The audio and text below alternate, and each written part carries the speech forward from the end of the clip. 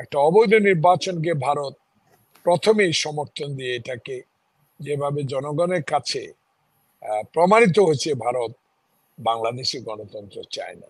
তা বাংলাদেশের জনগণের প্রতিও তাদের কোনো দরদ আছে বলে জনগণ মনে করছে না। আল্লাহর কি রহমত, মানুষের দয়ায় এখন, মানুষের দোয়া এবং ছাত্র জনতার এই রক্তক্ষয়ী আন্দোলনে তাদের প্রতিদানের বিনিময়ে আজকে শেখ হাসিনা পলাতক এই দূর থেকে আমার কথা শোনার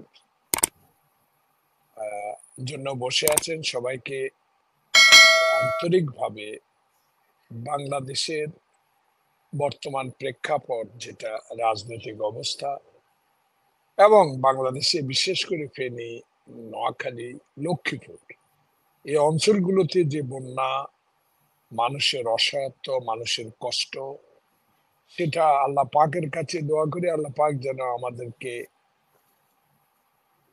শক্তি দান করেন, আমরা যেন এটা সইতে পারি। আপনার এটা অত্যন্ত অনেকটা গুরুত্বপূর্ণ টকশো। বিষয়টা হলো ভারত তো বারবারই আমাদের কথাগুলোর জবাব কোনোদিনও সঠিকভাবে আওয়ামী লীগ সরকার থাকতে দেননি। এই বিষয়গুলো আপনার এখানে আমার কয়েকবার আসার সৌভাগ্য হয়েছে। আমি একজন রাজনৈতিক কর্মী, একজন স্বাধীনতার যোদ্ধা। বাংলাদেশে আওয়ামী লীগ ক্ষমতায় আসার পর থেকে স্পেশালি বিএনপির উপর যে মনক্ষুণ্ণ,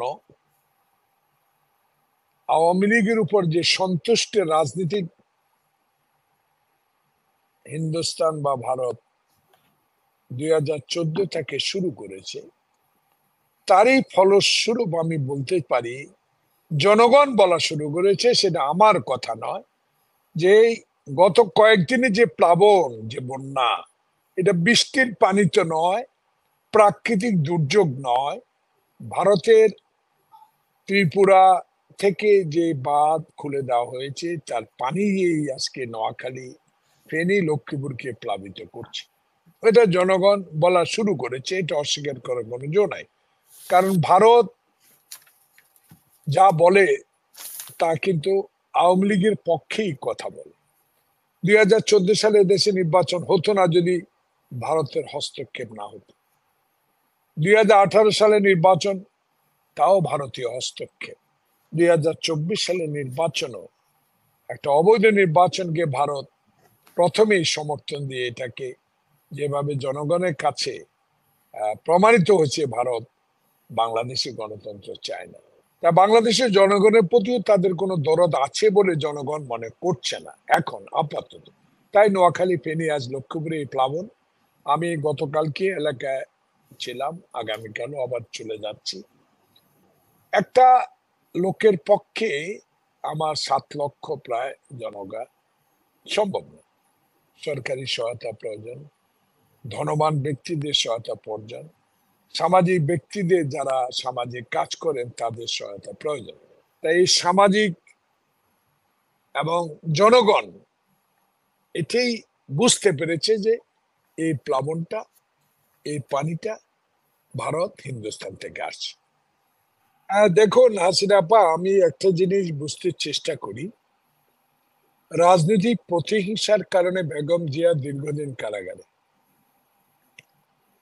রাজনৈতিক প্রতিহিংসার কারণে বিএনপির অনেক জ্যেষ্ঠ নেতা কারাগারে। বিএনপির এই রাজনৈতিক প্রতিহিংসার কারণে তারেক রহমানের বিরুদ্ধে 21 গ্রেনেড হামলা, মিথ্যা মামলা, সেটা আপনি একটু আগে বলেছেন। আওয়ামী লীগ কশ্চিন কালো চায় না জিয়াউর রহমান যে দেশের স্বাধীনতা ঘোষণা করেছেন এটা স্বীকার করতে। এই জিয়াউর রহমানকে নিয়ে তারা অশুভ আচরণ করেছে।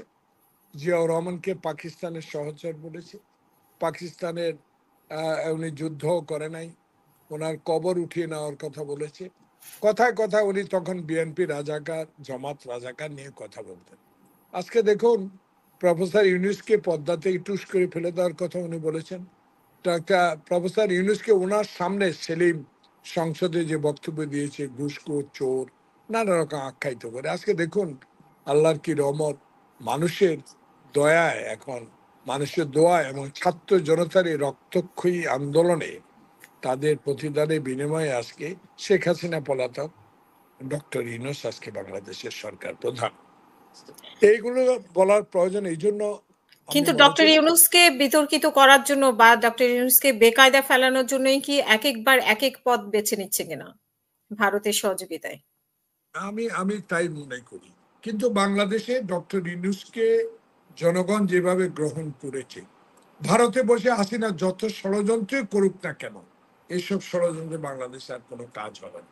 আগামী 100 বছরেও আওয়ামী লীগ আর ঘুরে দাঁড়াতে পারবে না, কারণ এই 16 বছরের অত্যাচার, অবিচার, দুর্নীতি, স্বজনপ্রীতি, গুম, খুন, লুটপাট